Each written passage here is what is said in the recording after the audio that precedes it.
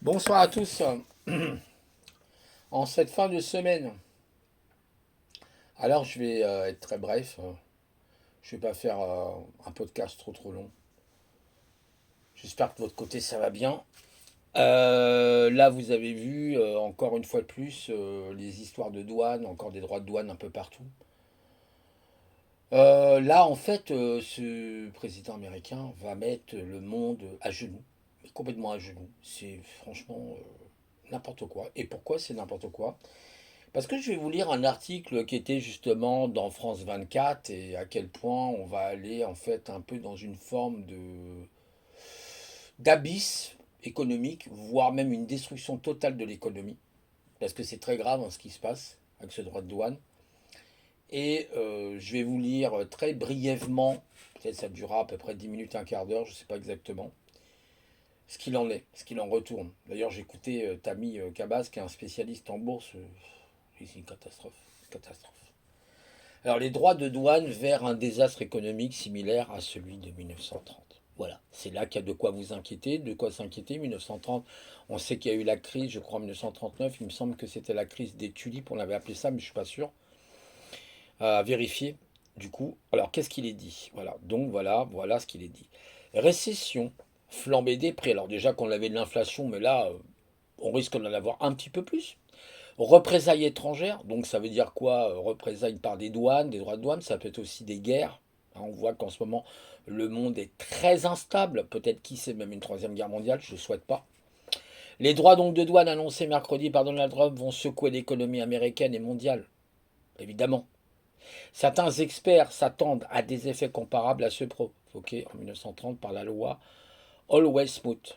Always Smooth, c'était lui qui avait fait une loi sur les droits de douane en 1930. Ça avait même commencé en 1929, je crois. Une hausse des droits de douane qui a aggravé la crise de 1929, vous voyez, et contribué donc à plonger les États-Unis dans l'une des plus graves des récessions qu'ils aient donc jamais connues. Je ne sais pas si vous voyez. Ah, j'ai la belle photo de la trompinette là. C'est incroyable. C'est pas possible des gens pareils.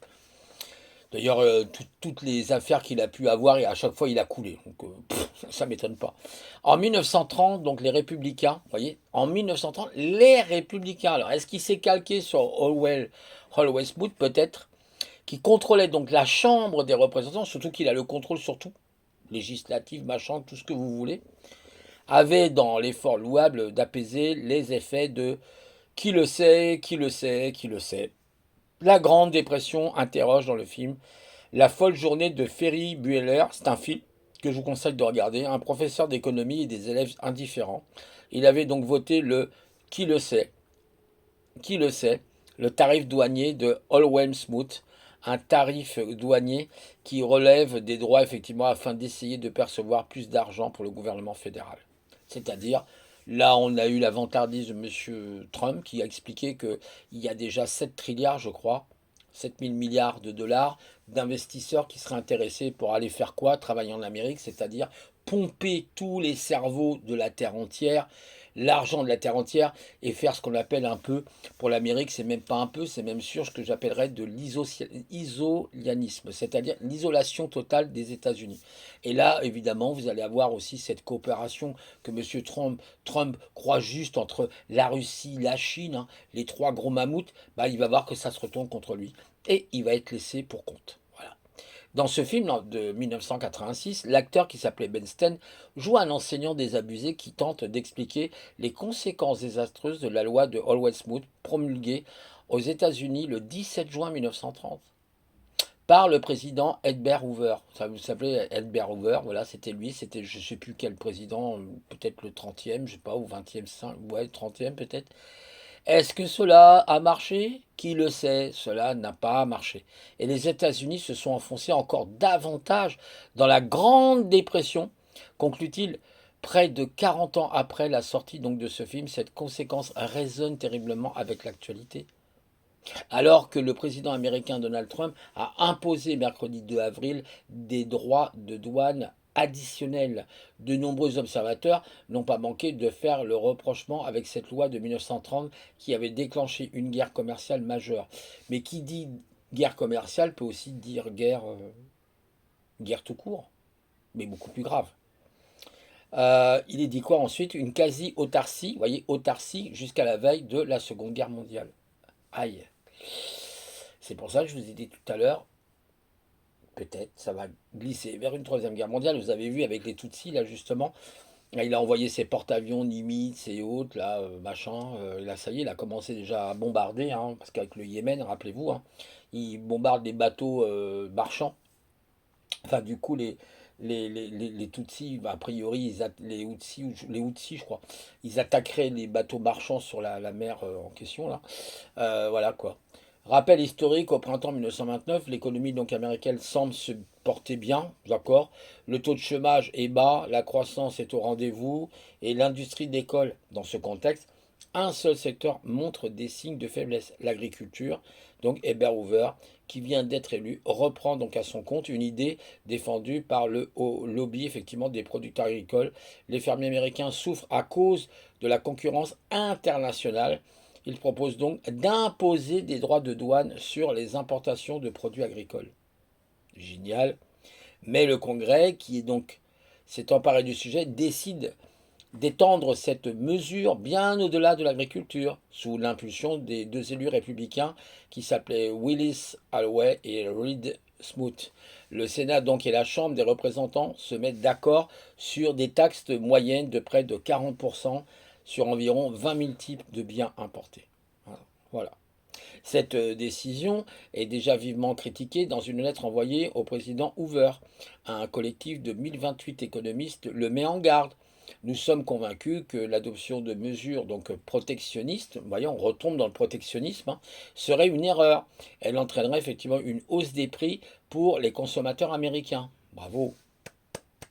Et une détérioration du niveau de vie de nos concitoyens. Alors quand vous savez qu'aujourd'hui les États-Unis sont dans une très grave récession, bah, ça va enfoncer encore plus les Américains. Là en 1919, il me semble, en 1919, ouais. Non, 2000, non, 2019, pardon, 1919, n'importe quoi. Autant pour moi. 2019, les chiffres étaient de 47 millions d'Américains dans la pauvreté. Tous les, après, parce que j'avais lu, hein, à peu près. Donc là, ça sera plus 47 millions, ce sera peut-être 150 millions, je sais pas, la moitié des Américains. Je crois que les Américains sont 287 ou 300 millions, un truc comme ça. C'est une catastrophe, hein. Malgré donc ces protestations et après plusieurs mois de négociations, la loi dite donc de Holloway-Smoot est finalement adoptée début 1930, alors que le krach de 1929 commence à faire ressentir ses premiers effets sur l'économie américaine. Les prédictions des économistes se vérifient rapidement.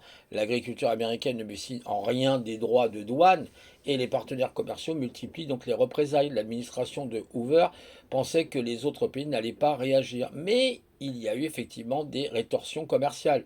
Cette véritable guerre commerciale a entraîné une quasi-autarcie jusqu'à la veille de la Seconde Guerre mondiale, résume Bertrand Blanchetonde, spécialiste en histoire économique internationale à l'Université de Bordeaux. La fièvre donc protectionniste à laquelle le monde succombe entraîne ainsi une chute drastique du commerce mondial, avec une baisse de plus de 40% des échanges internationaux. C'est ce que je vous ai dit, c'est l'autarcie. On rentre en autarcie, un peu comme une tortue qui rentre. Voilà. Cela a été donc perdant pour tout le monde car il y a eu un ralentissement global de la croissance, décrit Bertrand Blancheton. Mais aujourd'hui, c'est pire parce qu'aujourd'hui, tout est interconnecté. Parce qu'encore en 1930, vous voyez, il n'y avait pas de réseau, les réseaux Internet n'existaient pas. Aujourd'hui, tout est interconnecté. Les banques centrales sont aussi interconnectées sur d'autres réseaux, mais elles sont interconnectées. Tout est interconnecté. Vous vous rendez compte des dégâts? Donc ensuite, après, il y a d'autres sujets avec la fin du 19e siècle. Du coup, je vais regarder, ça fait peut-être un peu long. Ah non, il n'y a que deux paragraphes. Bon, je vais vous les lire, hein, on a encore à peu près pour 5 minutes de lecture, 10. Voilà, il est dit un parallèle avec la fin du 19e siècle. Qu'elle ait aggravé la crise en 1929 en provoquant l'augmentation des prix des biens importés ou qu'à cause effectivement du protectionnisme, elle soit l'une effectivement des principales causes de la Grande Dépression. Cette loi a bouleversé l'économie mondiale. En pratique, elle a provoqué, attendez, une petite minute, voilà, elle a provoqué l'effondrement du commerce mondial et contribué à transformer la récession naissante en une dépression mondiale qui a duré 10 ans. 10 ans, a résumé l'historien économique Philippe Magnès auprès de Wall Street Journal. Certains donc historiens jugent même que cette loi a contribué à la montée du nazisme en Allemagne. Bravo, superbe.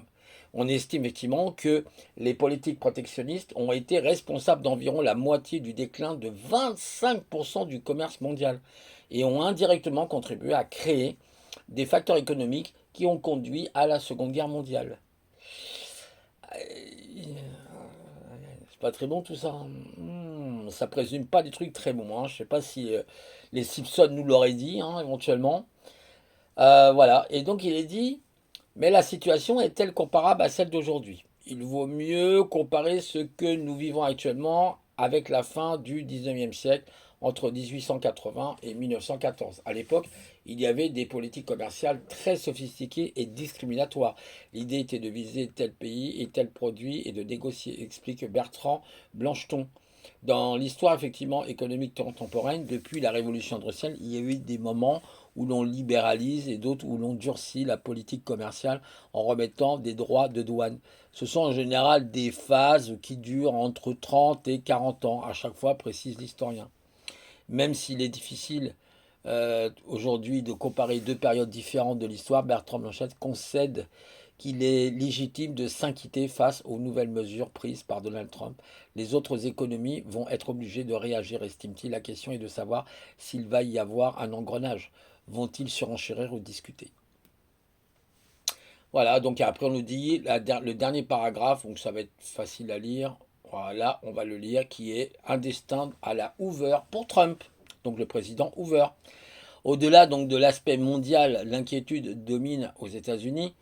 Ces nouveaux droits de douane mondiaux ont censé inaugurer un âge d'or. Rappelez-vous ce qu'il avait dit, l'âge d'or.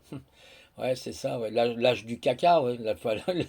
Ah, j'en peux plus de tous ces clowns. De l'Amérique pourrait donc coûter cher au ménage américain. Vous m'étonnez, vous m'étonnez, vous m'étonnez.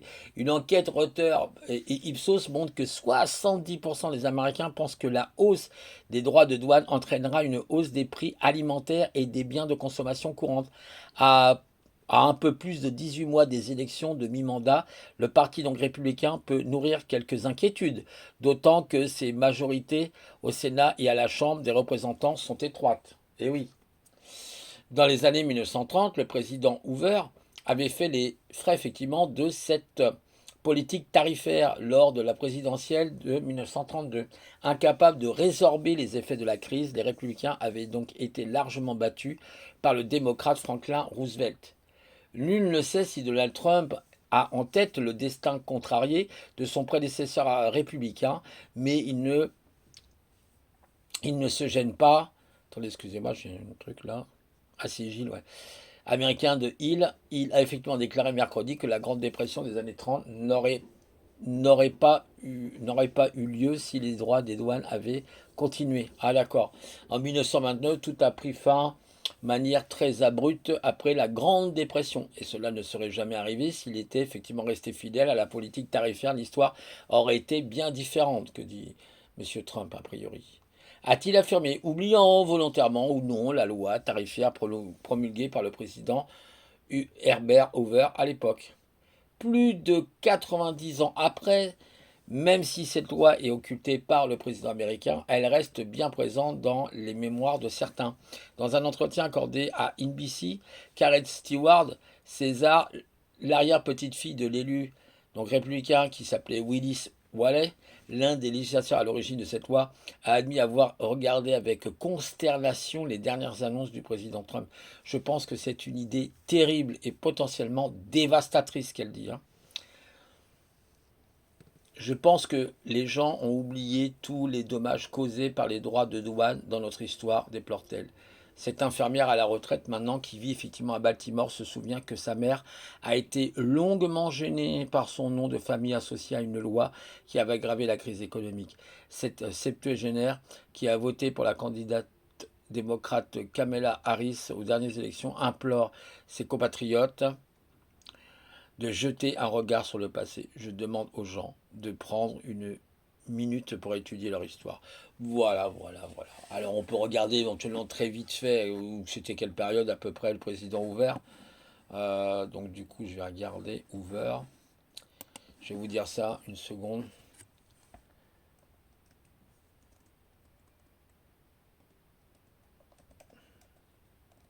Voilà, mais vous voyez un petit peu le manège dans lequel on est, hein. C'est une catastrophe, hein. Alors Wikipédia, président Hoover. Alors, le président, il était le 31e président des États-Unis. Moi, j'avais dit 30, hein, je crois, quelque chose comme ça. Moi, j'étais pas loin, hein. 31e président des États-Unis, 4 mars 1929 et 4 mars 1933.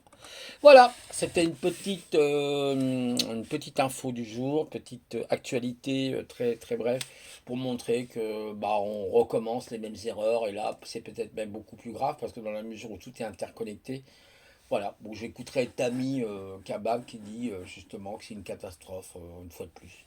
Voilà, à qui on a affaire aujourd'hui, il y a des comiques. De toute façon, ça m'étonne pas du tout. Quand il avait ses affaires, il avait déjà écroulé deux trois affaires, donc c'est pas surprenant. Voilà. Allez, bah bon courage à tous hein, dans ce monde de fous. Peut-être se préparer, mettez peut-être un sac de survie, hein. Moi, je sais que je préparais mon sac de survie parce que s'il faut se barrer, on ne sait jamais, hein. Il vaut mieux, comme on dit, il vaut mieux deux prévenus qu'un seul, hein. Il vaut mieux deux têtes à penser qu'une seule. Moi, je me dis, ouais, peut-être c'est bien d'avoir un sac de survie et commencer peut-être à faire son baluchon parce que je sens que ça pue sérieusement. Allez, à vous, et puis bon courage pour le week-end. Bye.